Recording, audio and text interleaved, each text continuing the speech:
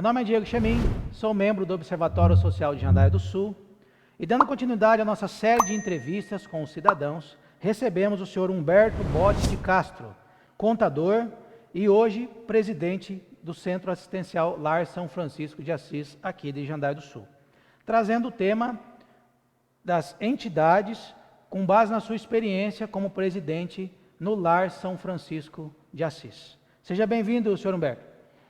Obrigado, Diego. Obrigado ao Observatório Social de Jandaia, por esse espaço, para que a gente possa fazer essa troca, de experiências, essa partilha tão engrandecedora, para cada um de nós, em especial para a gente que vem fazer a partilha, mas também para a nossa sociedade. Muito bem, Humberto. Nós que já agradecemos de antemão a sua presença. Humberto, com base na sua experiência como presidente do Lar São Francisco, que já tem algum tempo, quais são as principais dificuldades, que as entidades elas possuem, elas têm na nossa cidade hoje? Bom, para a nossa entidade, a experiência, como você mesmo disse, ela vem da vivência, então, aqui no Lar São Francisco de Assis, daqui de Jandaia, mas ela se estende também, como contador, a gente consegue identificar muitas dessas necessidades, dos mesmos desafios em outras entidades também, do terceiro setor, entidades que prestam serviço socioassistencial.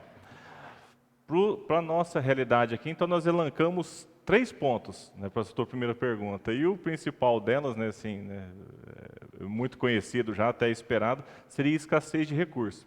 Então, em sua grande maioria, as entidades sobrevivem de doações de pessoa física, doações de pessoa jurídica, de promoções, de eventos, algumas de subvenção do próprio município, da parceria municipal, e também da venda de produtos ou serviços, aí, conforme a sua atividade.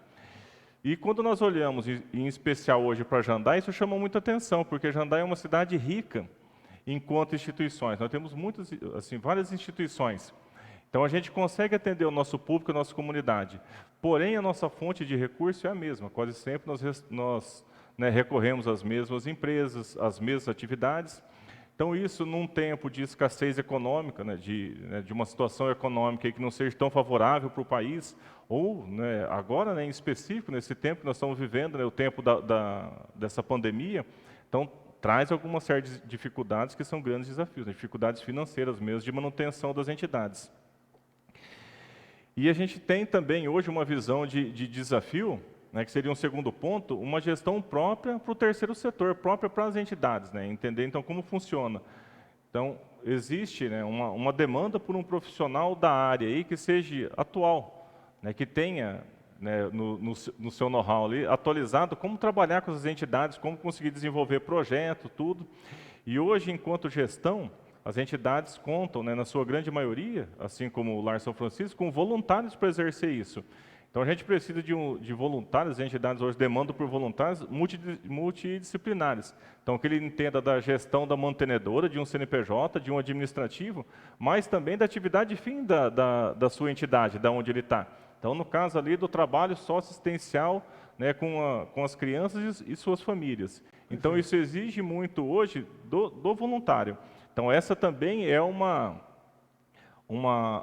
desafio a ser enfrentado, Essa é uma dificuldade.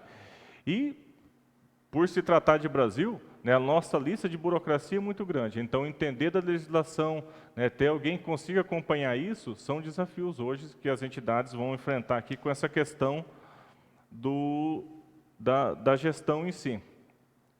E nós temos também aqui, quando a gente fala disso, uma pouca articulação de um trabalho em equipe aqui, em conjunto, enquanto rede municipal, e aí, vamos falar aqui própria, rede pública no nosso município, perfeito, e também as entidades. Então, hoje, uma entidade que pertence, no caso do Lar São Francisco, então executa ali um trabalho de contraturno escolar. Então, portanto, o nosso público, os nossos atendidos, são também atendidos da rede municipal de educação, por exemplo. Então, essa criança que passa pela rede de educação e passa pela nossa entidade, então, ela vem tendo um progresso social, ela vem tendo desenvolvimento social. Então, hoje, enquanto gestão do terceiro setor, essa comunhão de informações, essa parceria, para que ambas as pontas, né, pudessem avaliar e ter acesso a informações. Como está o desenvolvimento disso, poderia ajudar muito a potencializar as atividades, a direcionar, né, qual é a demanda, né, específica, né, para aquele determinado tempo, para aquela determinada idade, para aquela série, né, e com isso assim, a gente trabalhar realmente na transformação, né, daquela criança, daquele atendido. Então isso seria assim, uma necessidade também, né, um desafio hoje da gente conseguir sistematizar esse conjunto de regras. E a sistematização poderia partir, inclusive, né, de um órgão mais fácil, do próprio poder público. Então, a partir do poder público, né, gerar uma plataforma onde a gente conseguisse sistematizar isso, né, e isso fosse permanente, né, para o nosso município. Né, e isso auxiliaria muito a questão de gestão, que é um grande desafio das entidades hoje, né, na nossa cidade. Muito bem, Humberto. É porque existe uma questão acho que é importante que você trouxe, que é, né, essa integração, né, olhar o ser humano de uma maneira integral. Né? Então, muitas vezes você tem várias entidades, ou você tem vários organismos dentro do próprio poder público diretamente, que está trabalhando, muitas vezes, com a mesma criança, o mesmo jovem, o mesmo adulto, e muitas vezes cada um trabalha de um jeito, ou às vezes estão realizando atividades até semelhantes, e muitas vezes sem saber, sendo que poderia estar um complementando, um ajudando e contribuindo no trabalho do outro. É interessante essa visão integral, né? Olhar essa visão integral do ser humano como um todo. Dentro desse aspecto, Humberto, você trouxe de uma maneira um contexto um pouco mais amplo, mas quais seriam esses desafios, assim, desse setor, os desafios mais específicos que você poderia mencionar para nós nesse setor, né, das entidades, no terceiro setor? Legal. O nosso, né, aqui nós elencamos 4 pontos. Eu falo nosso porque assim, é uma construção a várias mãos. Né? Então, esse é resultado de um trabalho que também tem de uma experiência já de alguns anos. Né? Então, não é algo próprio nosso, mas é um desafio próprio enquanto gestão mesmo da entidade. Certo. E o primeiro desafio e o objetivo maior aí seria o desenvolvimento humano integral da pessoa, dos nossos atendidos. Então, para o nosso público hoje, né, no caso da nossa entidade, né, para as nossas crianças, né, como gerar esse desenvolvimento humano, mas também integral, né, para essa transformação da sociedade. E é um fato, né, toda entidade ela nasce de uma necessidade da comunidade, uma necessidade de determinada área, setor, enfim, onde a própria população acaba buscando aqui como resolver esses problemas, como nós vamos resolver. E que são realmente, na sua maioria, de ordem social, ordem econômica, ordem de segurança. Né? Nesse tempo agora de eleições, né, a gente ouve muito essas palavras. Né? Isso aí está na linha. E tantos outros. Então, mas o ponto forte é que esse trabalho assim, que se realiza e que vem sendo realizado hoje lá no Lar e em tantas outras entidades aqui na nossa cidade, ele é para o desenvolvimento realmente de quem é atendido. Então, o que você busca? Desenvolver quem está atendido, mudar uma realidade que existe. Você tenta mudar uma mentalidade, né? Transformar uma mentalidade. Né? Até o ponto, e eu gostava muito que isso era uma fala do nosso padre Virgílio, a entidade ela deveria existir até o ponto de não ser mais necessária, porque seria o coroamento, assim, realmente transformar uma realidade. Quem sabe, né? Pode ser um sonho, mas nós existimos para transformar uma realidade ao ponto de você não ser mais necessário. E dentro desses desafios de gestão, o que retorna forte é a falta de profissionais capacitados. Então, também essa escassez de profissionais capacitados. Se para a gestão do voluntariado nós também passamos por essa situação, na questão hoje, né, de quem trabalha, dos contratados, né, assim, do quadro de funcionários colaboradores, a gente também tem uma escassez desse enquanto profissional com entendimento da área, seja da área de assistência, saúde, psicologia. Disponibilidade desses profissionais hoje no nosso município, né, para poder atender uma entidade, para você conseguir contratar. Então, são desafios, conseguir ter esses profissionais dentro de uma equipe, né, que aí teríamos uma equipe multidisciplinar Sim. que conseguisse realmente fazer essa mudança efetiva, né, conseguisse atingir esse atendimento. Porém, o ônus disso é a própria questão financeira, porque nós falamos de uma mão de obra especializada, né, você tem uma demanda por recurso muito maior. Sim. E que nem sempre as entidades dispõem dela. Né? Na sua maioria, sim, né, o recurso é uma situação que não é muito fácil.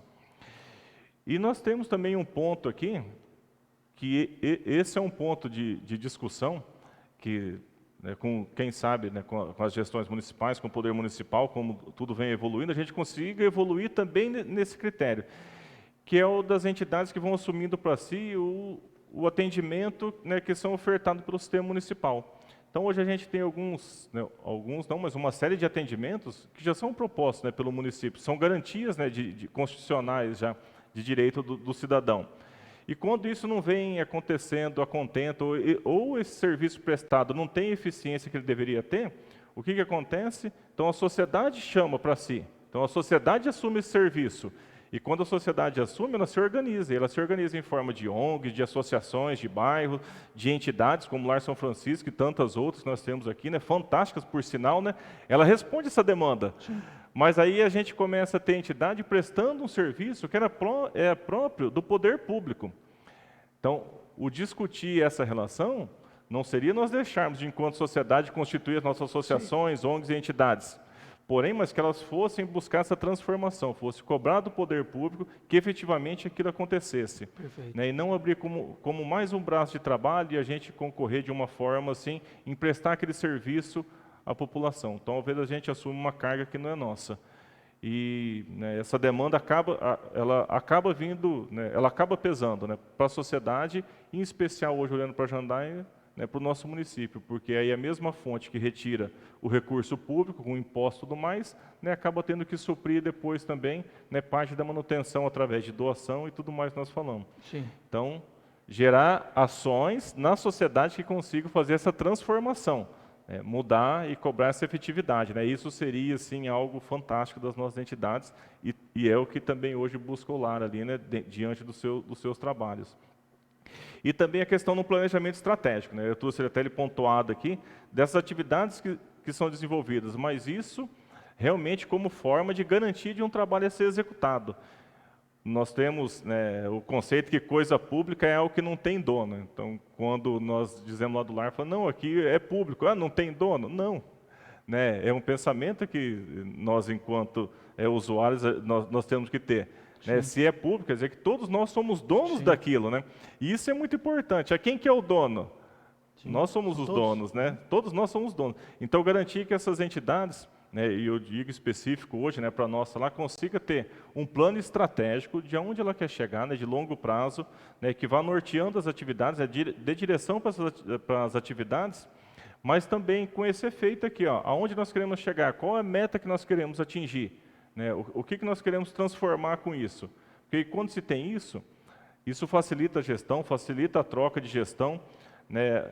Cada gestão que assume uma entidade, uma diretoria ali, né, de acordo com seus anos de mandato, ela pode ter um foco diferente daquela que estava trabalhando. E isso gera um desgaste em replanejar, né, em pensar numa atividade futura e também uma condição financeira. Você pode, né, inclusive, não ter um bom aproveitamento do recurso, seja ele próprio, produzido pela entidade, seja de doações ou mesmo municipal, porque você está mudando o foco sempre dela, de onde ela quer chegar, qual que é o atendimento. Então, pensar nisso, né, construir algo, né, que tenha o potencial de ir mais longe.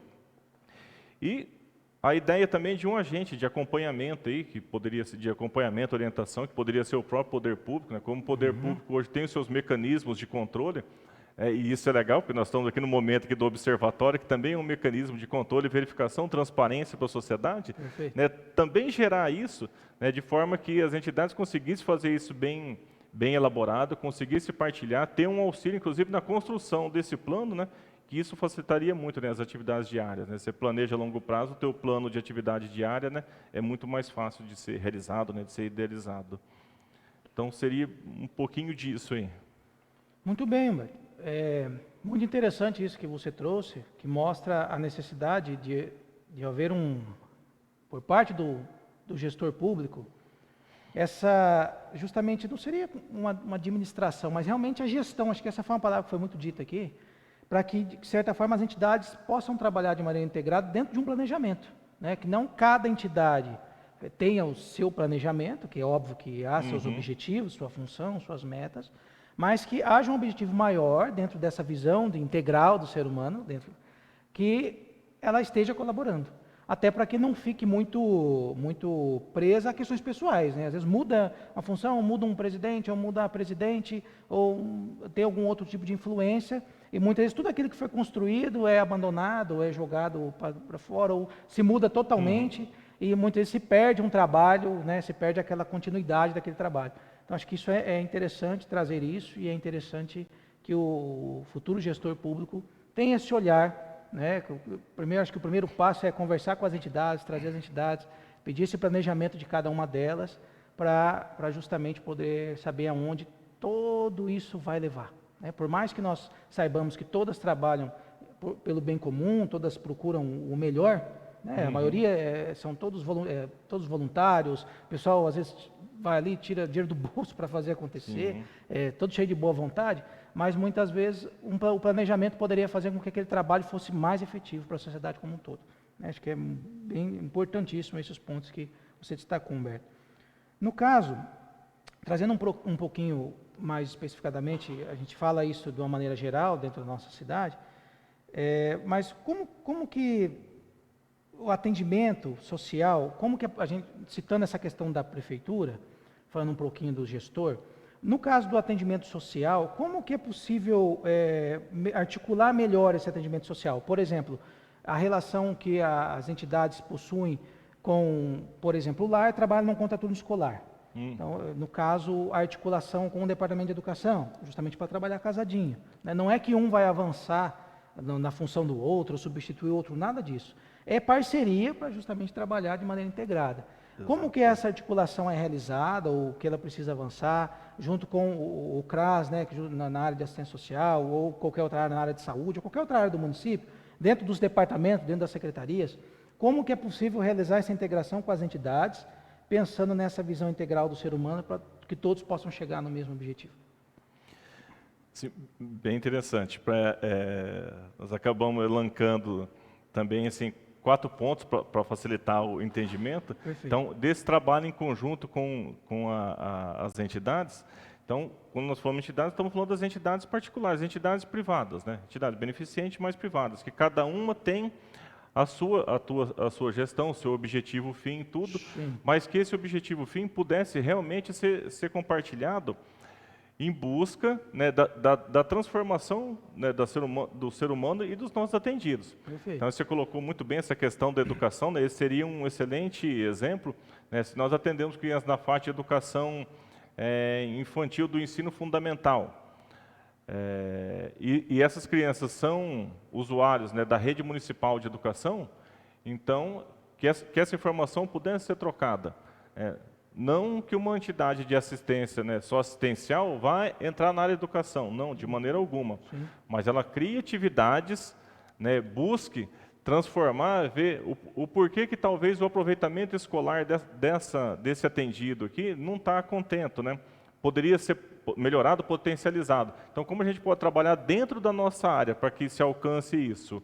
E, da mesma forma, também educação, né? A educação pode reconhecer um aluno lá com um excelente nível, né, de cultura, tudo, mas com outras dificuldades, né, da área do convívio familiar, do fortalecimento de vínculos. Então, essa parceria, né, poderia ajudar muito, né, a construir não só aquele ser humano, mas o feixe de relações que envolve ele. Né? Então, ele é construído a partir de um feixe de relações. A família, todos os aspectos. Isso, né, e a partilha disso, né, que são dados, né, seriam dados básicos, né, mas de suma importância para que a gente pudesse, né, ter esse desafio. Então, por isso que um segundo ponto de uma proposta das entidades é uma criação realmente dessa rede de compartilhamento de informações. Então, hoje, enquanto entidade de assistência, nós temos um compartilhamento de informações que funciona, inclusive, muito bem, né, com a nossa área de assistência social do município, o CREAS, o CRAS. Porém, isso, né, está mais direcionado às pessoas que estão exercendo atividade nesse momento. Né? Então, as pessoas que estão exercendo essa atividade criam essa abertura, criam essa rede de contato, é fácil a tal experiência, mas isso não é algo normatizado. Não pode ser que a partir do ano que vem o gestor público faça trocas, mudanças, né, dentro das secretarias, dentro dos conselhos, e isso, né, não avance. O trabalho não terá continuidade. Exato. Fica muito pessoalizado. Né? Por isso que é importante o planejamento na hora da gestão. Não fique tão pessoalizado. Né? Exato. Então, a ideia era justamente essa, né, de ter isso aí sistematizado, sistematizar o processo, né, onde você não tem esse olhar pessoal. E também um terceiro ponto de capacitação nas áreas de assistência social. Isso hoje com as parcerias público-privadas, hein?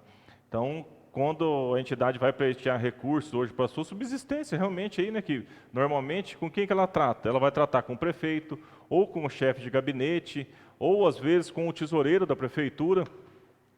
E aí, nesse sentido, o olhar desses gestores, ele é focado realmente na gestão do financeiro, então da gestão do monetário. Então, quando você chega para tratar disso, é muito comum, então, a fala ser de liberar menos recurso, né? Em alguns casos, pode ser que você receba mais recurso, não é a regra, tá? Sim. Mas sempre assim, reduzir o recurso. Então, o gestor, ele fala, eu reduzo em 20% o recurso desse ano para a entidade. E aí, assim, reduzir em 20%. O que isso compromete, né, enquanto trabalho? Será que 20%, né, permite que você consiga dar aquela mesma condição de trabalho ou não? Ou ele pode comprometer, né, o desenvolvimento da tua atividade fim, mesmo que a entidade trabalhe, será que ela vai conseguir responder o anseio da sociedade para aquilo? Você pega uma entidade, para, né, no caso do lar, que quer transformar a realidade, né, de quem está sendo atendido, ela vai conseguir fazer isso ou ela vai ficar como um local que vai hospedar a criança, que vai dar o mínimo possível para que ela possa ficar ali? Então, isso tem uma grande diferença. Ela pode continuar funcionando.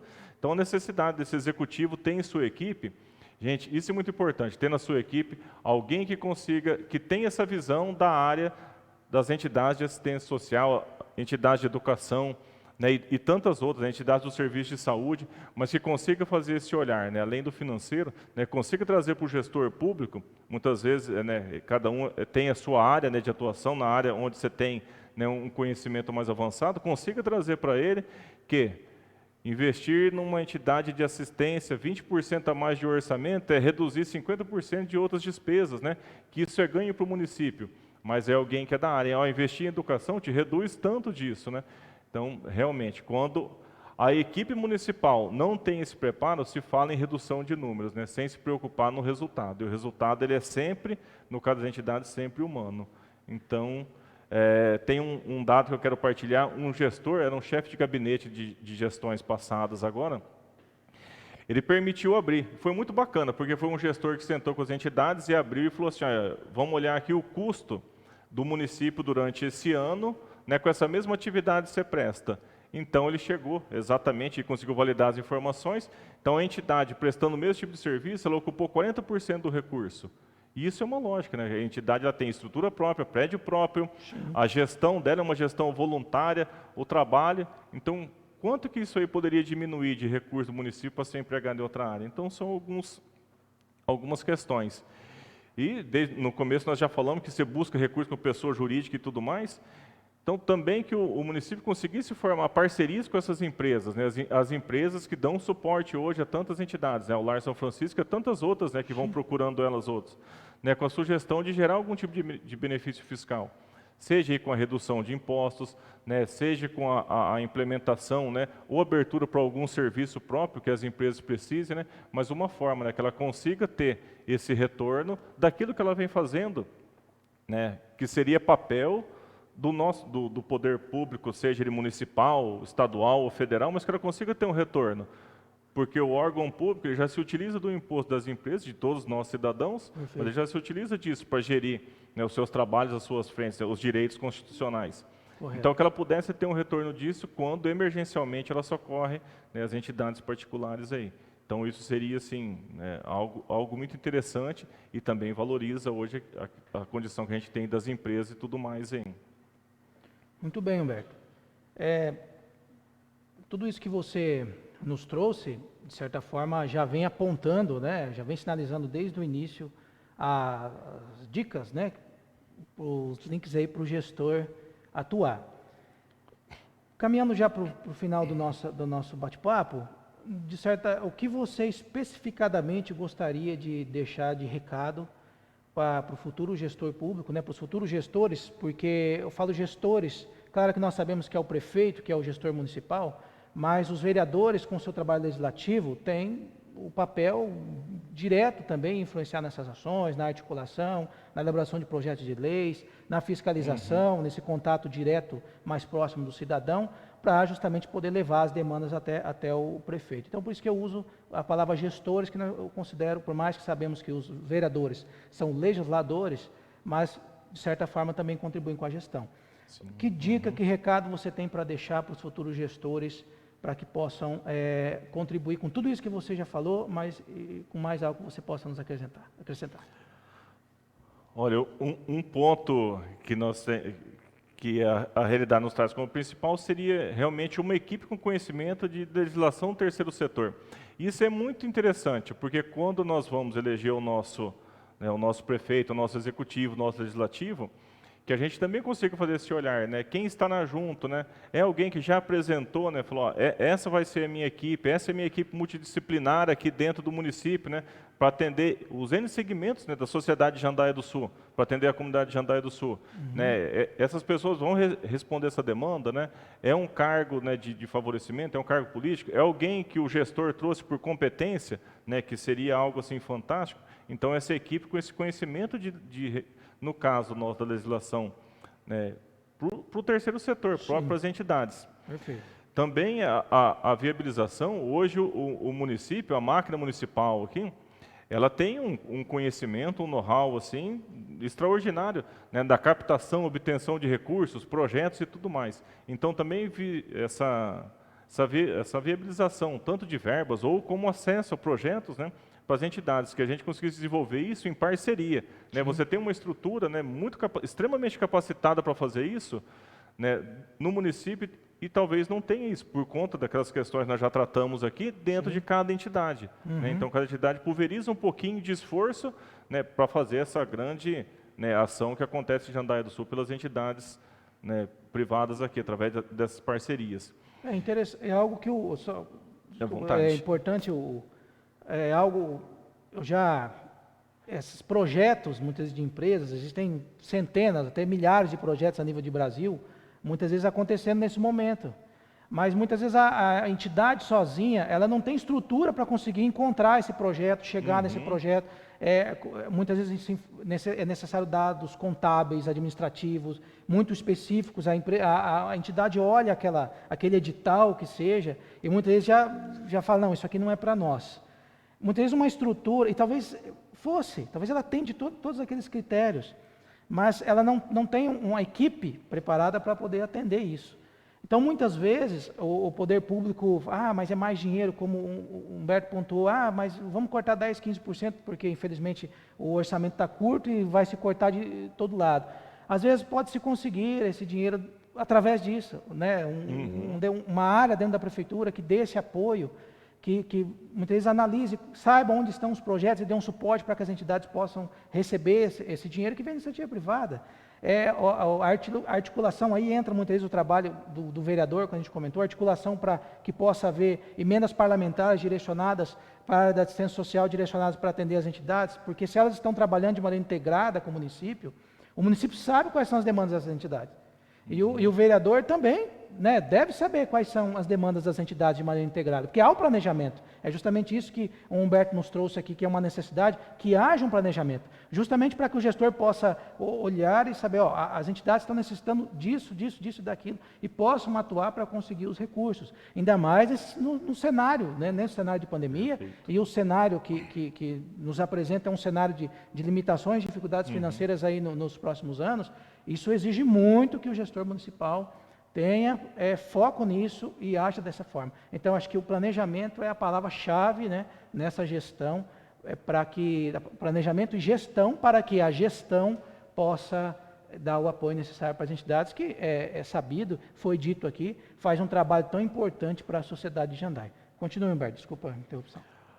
Perfeito. E dentro disso, as parcerias hoje, inclusive, olhando para uma entidade de assistência, né, só assistencial, então as parcerias para o atendimento hoje na área da saúde, né, área de educação, e cito um exemplo aqui da área da saúde, né, muitas das crianças que passam por ali, às vezes precisam de um tratamento dentário.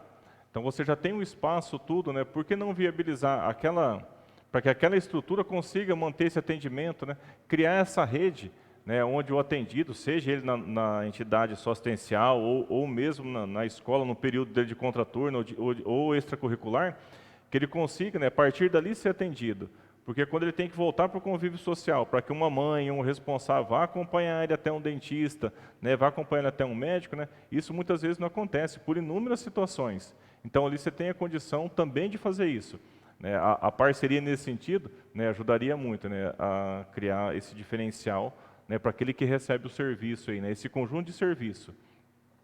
Então, basicamente seria isso. Muito bem, Humberto.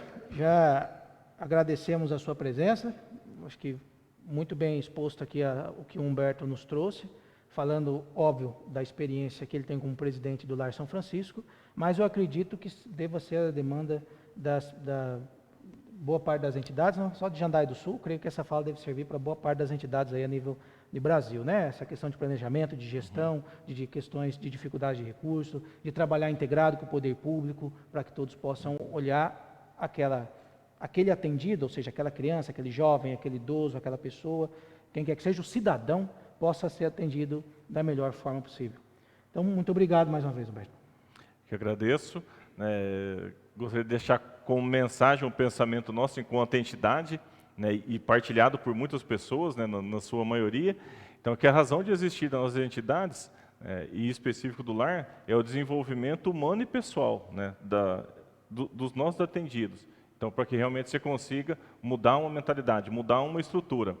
E gostaria de deixar uma mensagem aqui, né, do Papa Francisco, né, na última encíclica dele aqui na Fratelli Tutti, onde ele diz que toda pessoa é valiosa e tem o direito a viver com dignidade. Então, que nós também, enquanto entidades, né, e olhando hoje para a nossa entidade Lar São Francisco, a gente consiga, né, fazer isso. Em especial, nesse momento que nós temos, né, troca do poder público, né, em todos os nossos municípios, né, do Brasil, também avançar com isso, né? Toda nova experiência, né, novo momento, né, um novo gestor, é uma oportunidade de se fazer algo novo, de inovar, né, de trazer aquilo que já vinha sendo feito e, inclusive, melhorar. Então, que a gente consiga realmente atingir esses pontos, né, olhando hoje para o nosso município, né, é algo assim, muito possível, né, muito próximo de ser alcançado. Então, mais uma vez, muito obrigado, Observatório, obrigado, Diego, né, estamos à disposição. Muito bem, nós que agradecemos. E obrigado a você também que nos acompanha, nos acompanhou. Deixo um recadinho do Observatório Social para vocês. Acesse o nosso site, vai aparecer aqui embaixo, na tela. Acompanhe lá toda a lista de candidatos que assinaram o termo de compromisso com o Observatório Social. Curta a nossa página no Facebook. Acompanhe os demais vídeos da série. Nós já tivemos aqui várias pessoas trazendo inúmeros pensamentos sobre diversas áreas e dicas para o futuro gestor, gestora municipal e também para os legisladores, no caso os vereadores. Então, todos os gestores aí que nós teremos a partir do ano que vem. Valeu, obrigado, um abraço.